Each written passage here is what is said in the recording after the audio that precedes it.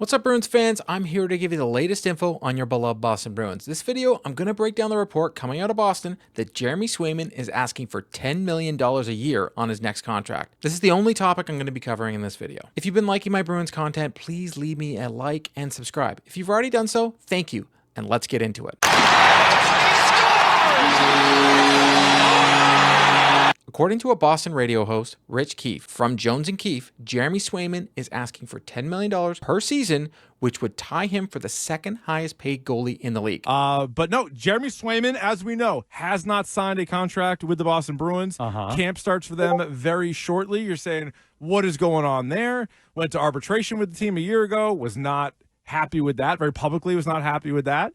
And Scoops Keefe here to report, or Scoop. I don't really report. We kind of scoop, right? Jeremy Swayman looking for $10 million a year. I'm sorry? That is the scoop that I have. He is looking for $10 million a year. There have been no other outlets that have posted the same rumor, but Keefe isn't known to be a person that starts false rumors. No word on the term he's asking for, but that he is looking for $10 million per season. That will put Swayman at the same level as Stanley Cup champion goalie Sergei Bobrovsky. Currently, Carey Price, who isn't even playing anymore, is the highest paid goalie in the league at $10.5 million per year. I want to state right off the bat that I think if this ask is true, that is absurd. But not shocking. It's not shocking because Swayman's agent has been known for asking for what I think is absurd and getting it. I go back to the Nylander negotiations back in 2018 when he got $7.5 million per year coming off an entry-level deal.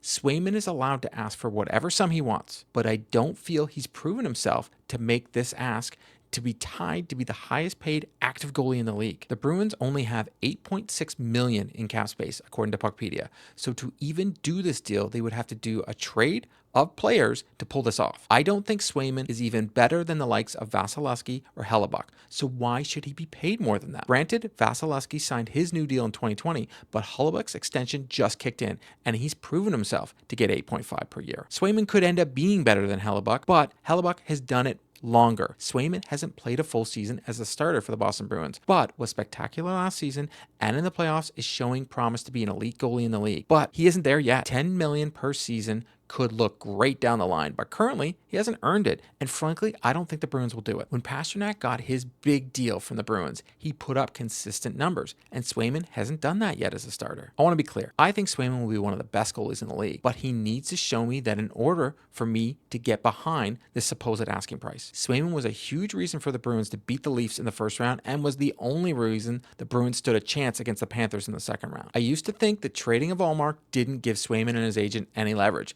but maybe it did here considering how much they're asking for. I feel like I'm almost splitting hairs here though, as I thought 8.5 to 9 was reasonable to sign Swayman to a long-term deal in the range of 8 years. When you want a dollar amount that would make you one of the highest paid goalies active in the league before fully proving yourself and forcing your team to make moves cap-wise to make it work, I'm kind of not a fan. I'm all for players asking for what he's worth and getting his bag, as the owners, especially the Boston Bruins, do very well for themselves. But this puts your team up against it and above the current market for the goalies. This could very well be Swayman and his agent starting high and seeing what they can get. But if the reports are true, this is their current ask, and all we have heard is the two sides are far apart, and now it all makes sense. Asking for this much money and getting it puts him in Tuca category, meaning the fan base will eat him alive for every tiny mistake. And in the city of Boston, it can be hard to ignore. I wanted to add to this that there's been some attacks from the Bruins fan base on Swayman and his girlfriend on social media throughout this whole process.